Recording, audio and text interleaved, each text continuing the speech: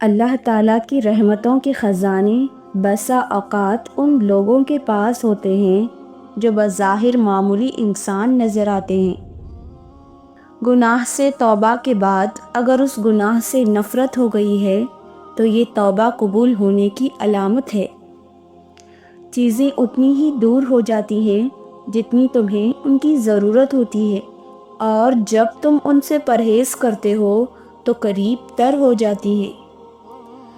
ہر اس دستک کو سنو جو تمہاری روح کو خوشی دے۔ خدا کا بندہ خدا کے سامنے دستے دعا دراز کر سکتا ہے۔ دعا کی توفیق اور قبولیت اللہ ہی دیتا ہے۔ نیک لوگوں کے ساتھ مکر کرنا آسان نہیں ہوتا۔ جو لوگ آخرت کی دولت کے مالک ہیں ان کی عقلوں پر کوئی جادو یا مکاری اور فریب پردہ نہیں ڈال سکتا۔ اپنے اختیار کے غلط استعمال کو تقدیر الہی کا نام نہ دے۔ اصل دسترخوان عقل ہے جس سے انسان باطنی غذا حاصل کرتا ہے۔ جہاں دماغ کو صرف حدیں نظر آتی ہیں، محبت وہاں بھی چھپا ہوا راستہ دکھا دیتی ہے۔ اصل انسانیت تو تب حاصل ہوتی ہے جب انسان اپنی انانیت اور خودی کو چھوڑ دے۔ جب رات شروع ہوتی ہے تو عاشق اللہ سے بہت شدید محبت کی وجہ سے بیدار اور ہوشیار ہو جاتے ہیں۔ ہر لمحے میں اللہ کی طرف سے ہزاروں پیغامات ہوتے ہیں۔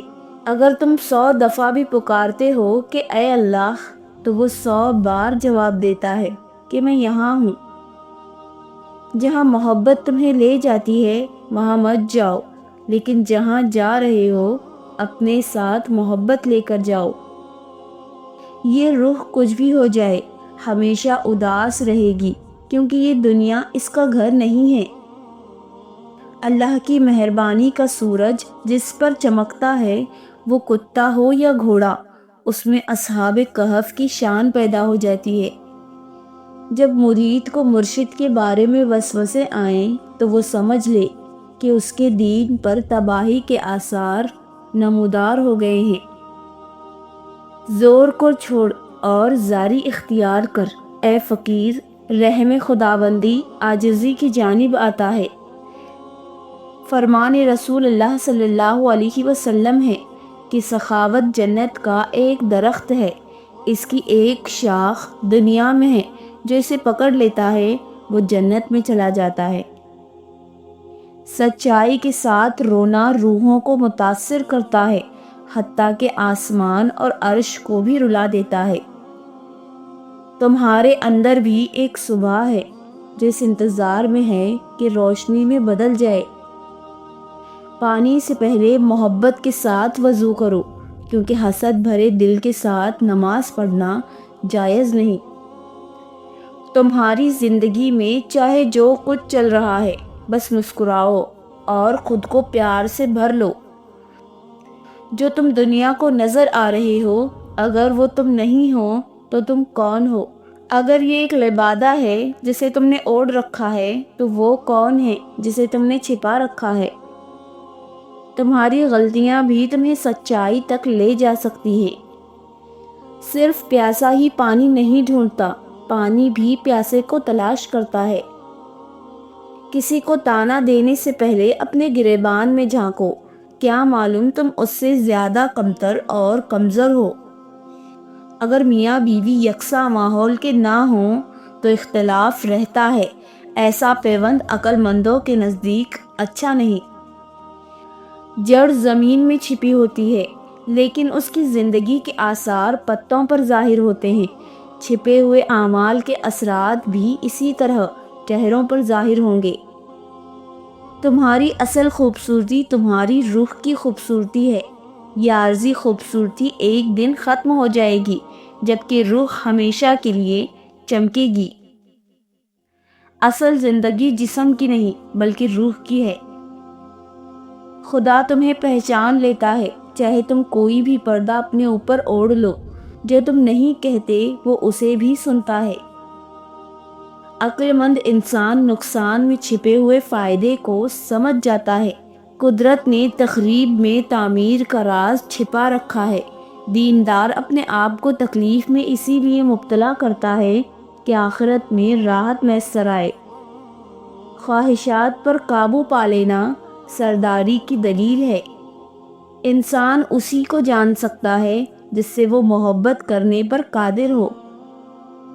جس نے معرفت حاصل کیے بغیر زندگی گزاری، اگرچہ وہ کتنا ہی قابل اور ہوشیار ہو، اس نے دنیا کی زندگی فضول گوائی اور آخرت کا توشہ بھی حاصل نہیں کیا۔ آدمی کا وجود عشق سے ہی کمال تک پہنچتا ہے، اور اگر تو یہ کمال نہیں رکھتا تو کمال حسد سے زیادہ نقصان ہے۔ اگر تو خود اللہ کی طرف متوجہ نہیں ہے جو کہ معروف کا سرچشمہ ہے تو کہیں کا نہیں، کیونکہ تیری زبان اور دل میں مناسبت نہیں ہے۔ روح اور جسم کی مناسبت اثر کے لیے ضروری ہے۔ جب آپ تمام دلوں کے حاکم بن جائیں گے، پھر اس زمانے میں اللہ کے خلیفہ آپ ہی ہیں۔ اپنی زندگی میں آنے والی تبدیلیوں کا مقابلہ نہ کرو، بلکہ زندگی کو تسلسل سے چلنے دو۔ اس بات کی فکر نہ کرو کہ تمہاری زندگی بدل رہی ہے۔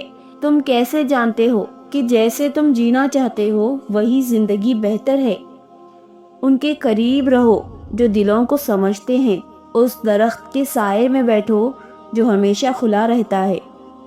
آنکھیں اس سے محبت کرتی ہیں جو آنکھوں کو اچھا لگے، اور عقل اسے پسند کرتی ہے جو اسے سمجھ سکے، جبکہ روح صرف اس سے محبت کرتی ہے جو اس کے مشابہ ہو۔